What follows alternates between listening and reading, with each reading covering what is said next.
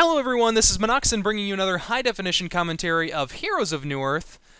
This time I am going to be joined by two folks here. I have the lovely Smock as always. How you doing, Smock?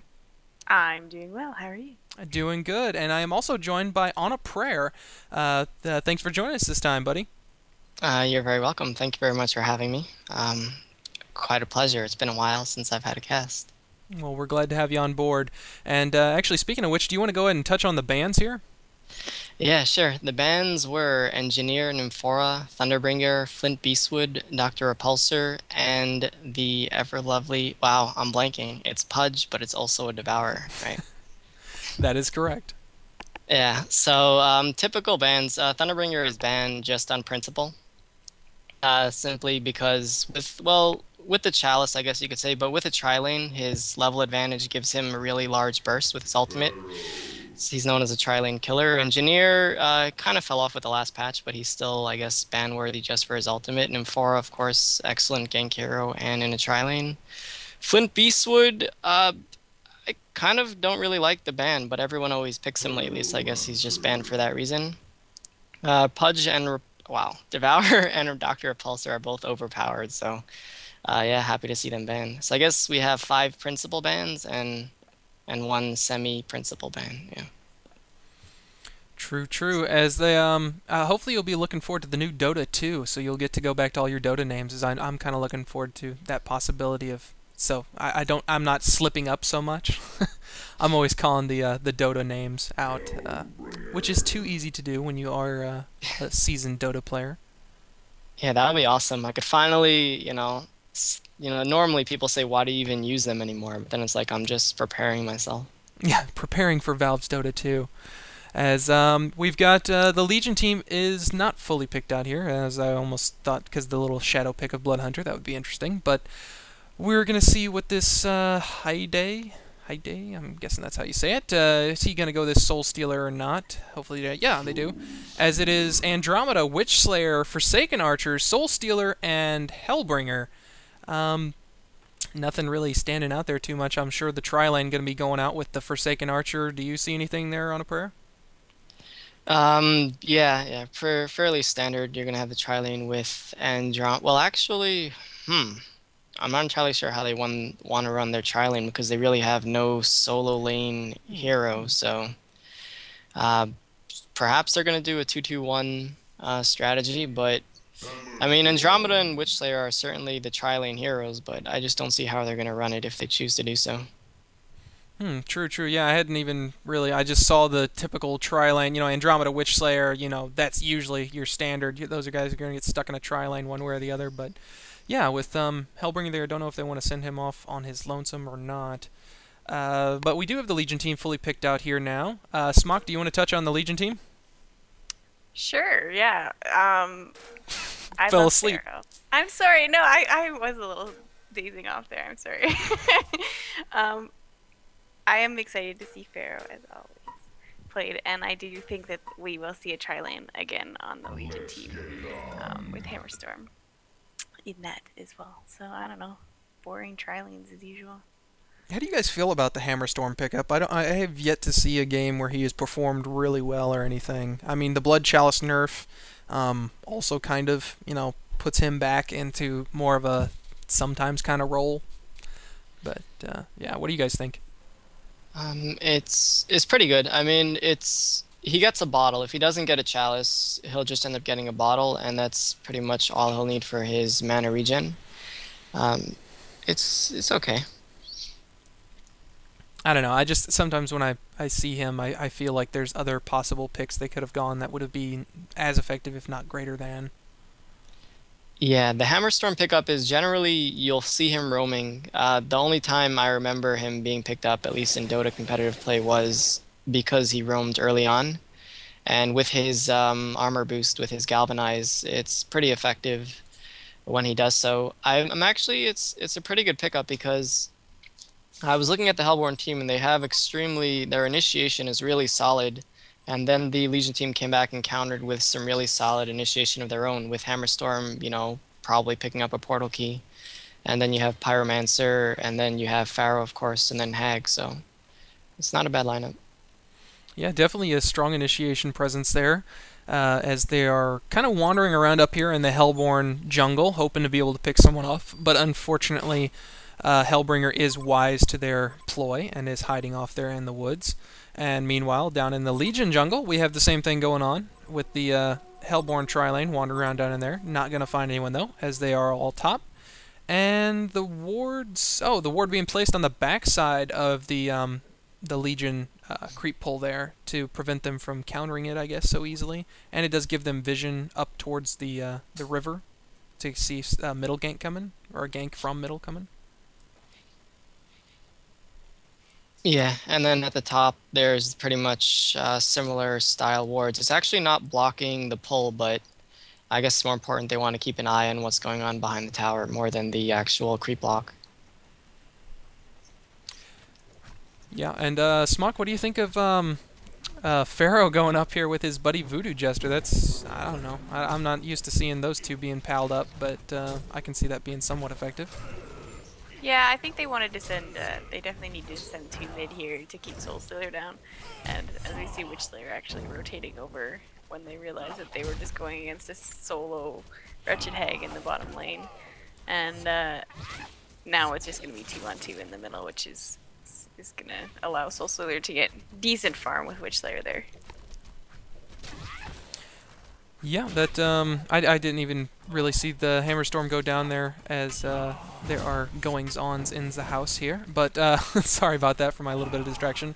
But yeah, they are going 2-on-2 here in the middle, and top we've got.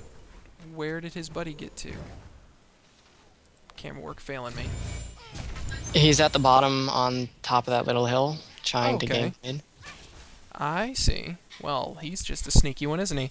As, yeah, Andromeda is down here in the middle. I was completely blanking out looking on the map there. Couldn't spot him. He's coming back here. He does have his Comet Stun. Or, well, Comet, I guess, is what it's called. Not Comet Stun. But, yeah, he's going to try and come in here on these guys. Don't know how effective it's going to be if he comes in. Oh, nice Graveyard Stun coming out, though. And it's going to be followed up by the Comet onto Pyromancer. But Witch Slayer taking a lot of damage there, as he does get the Bloodless kill taken out onto him. That being picked up onto Hammerstorm, of course, there. And Hammerstorm gonna try and catch up to Andromeda. He does get the hammer throw out. And don't think he's gonna be able to melee her down. I don't think he's got enough speed there. Nope, does not, as he's forced to back up. And top, we have Hellbringer chasing down Pharaoh, who is dangerously low on health, down to about the 200 or so mark. And no, they're gonna go ahead and turn it around on this Hellbringer, who is up here by himself. And, oh, the Mummy Wall coming out to catch him and keep him in here. They are going to go ahead and pick up the kill onto him. They better. Okay, yeah, they do. And even the Tormented Soul follow up there to add insult to injury. But, yeah, so far 2-0, as we've got a lead early on this Legion side. Not much of one, but it's 1,000 experience and 1,000 gold or so. And is there anything catching either of you guys' eyes so far in this game? I think that whole middle ordeal was just a little bit of lack of communication, lack of understanding between the Hellborn players. They didn't really go on the same person, and both Hammerstorm and Pyro were dropped down. And again, the power of the double range stun there coming out onto Witch Slayer was able to get the Bloodlust. And they just didn't really decide which one to go for. Yeah, it also was the fact that Witch Slayer didn't actually use his stun. He had a chance, but he just ended up running away instead of... he had it lined up to actually stun both of them, but I don't know, he decided to hot-foot it out of there and died. Yeah, and while that was going on there, we had Wretched Hag, who nearly died there. The only reason I caught it was because I saw the spec UI there on her HP just drop terribly low, as she nearly got taken out by the combination of Forsaken Archer and Andromeda, as Andromeda seems to have taken a seat down here in this bottom lane now, trying to help out against this Wretched Hag. And Wretched, yeah, she's out of consumables now, as she's just trying to, you know, make something out of a very poor situation. Andromeda's still sitting at level 1 with just that level 1 of Comet there to help with the assist there, but that's really all you need. I mean, that stun is huge if she can land that while that Wretched Hag was low on mana. But she does have an early Blood Chalice pickup, which I suppose is pretty typical anymore, and seems to be working well for her. Yeah, not entirely sure why Andromeda went to the bottom lane. Between Forsaken Archer and Wretched Hag, Forsaken Archer wins the lane pretty strongly, has the better attack animation and auto attack damage, so I'm not sure exactly. I guess he's probably feeling a little uncertain about what he should be doing right now since that failed middle gank. Yeah, and it looks like he's trying to set something up yet again here. Oh, he is going to get scouted out by Hammerstorm, though. Or maybe not. I don't know. I don't know if he had vision quite there or not, but I would assume that he did. But the way he's standing around there, I don't know. But yeah, Andromeda is heading back down here towards the bottom lane, as she's not really able to get any good opportunities to be able to land something just yet. I mean, she did. They nearly killed Wretched Hag. But, you know, it wasn't enough, and Wretched Hag has that wonderful escape mechanism as that flash of darkness that she can just get out of there and be fine, because, you know, even as much work as they did on her, she made it out of there scot-free and was able to get healed back up and come back in fighting. As, how are we looking on the stats so far this game? How are the lane situations looking here? Well, I was just looking at that actually. Forsaken Archer is pretty much just getting free farm in the bottom lane, as Onaprayer was talking about against Wretched Hag, especially with Andromeda hanging around, and she's sitting at 260 gold per minute with the highest creep score at 27 and 8 in the game. I guess Pharaoh actually in the top lane getting a good farm as well against a solo Hellbringer sitting at 260. So those are the top farmers for each of the respective teams. Oh, we've got a hasted Hammerstorm coming down here. He's get the Hammer Stun out onto Witchslayer, and he's trying to do some melee damage here. The Tormented Soul adding a little bit of damage there as well. Oh, the Acid Cocktail coming out. Is it going to be enough? Yes, it is. Pyromancer throwing out the Phoenix Wave? Yeah, Phoenix Wave there to get the kill. And now Pharaoh having to back up a bit there. It looks like Soulstealer's out of mana, so he doesn't have to worry too much. Oh, and a kind of failed wall of mummies there, unfortunately. As I think he was throwing that up to try and maybe help his teammate by shoving Soulstealer away, but Soulstealer was just too far off and kind of left Pyro out there to die.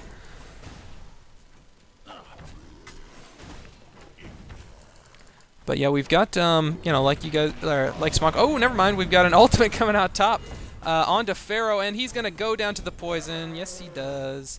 As Malphus was sprung forth from the belly of hell there and got the stun off onto Pharaoh, followed up by the poison as well, and that's pretty much all that it took. He threw up the mummy wall in desperation, and I don't think that there was really any point to it. Hopefully he doesn't become one of those Pharaohs that tries a little too hard to use the mummy wall, as I've seen in some casts that I've done, where he's really, really going out of his way to use mummy wall because it's so fun. But yeah, hopefully we don't see that. Yeah, sometimes when I don't know, sometimes when you're about to die, it's like the last desperation attempt that you can do. Yeah, you're gonna get full mana in Fountain anyway, so why not? Well, and you want to save your teammates as well, so it's kind of you want to use everything that you possibly can. But as we saw in the mid, it actually kind of screwed Pyro over. Yeah, he kind of blocked off the escape route that Pyro had set up there as well. I don't think he was going to make it out of there, as, you know, Graveyard Stun followed by one Demon Hand there did some damage to Pyro middle, but unfortunately no follow-up. But yeah, that's just, it's going to have to be how it is, I guess, is, that's odd. They decided not to go ahead and block the creep spawn down here bottom anymore. They threw out, away from TSOG, threw out a ward down here to give them vision of the woods here, but not really providing the typical ward placement, I guess. I don't know how. What do you think on that, Onaprayer? Is that a normal place to throw a ward down there for that vision, or is that? Yeah, it is. Originally, you put it to block the spawn so that you can't pull early lane and they can't gain a level advantage over you. But considering he was going 1v1 and not against a tri-lane, there's really not going to be any pulling going on action in bottom. So.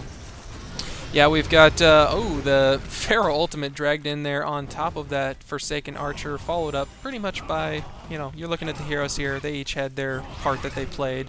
Bat Blast was not used, so they do have that still yet, but plenty of magic damage going to take down that Forsaken, as we got Soulstealer dropping low. What's going on? Oh, he's got the Mojo on him, and looked like he took some harassment there from Voodoo Jester and Hammerstorm. Unfortunately, I didn't get to see it. I just clicked onto him as his HP was dropping.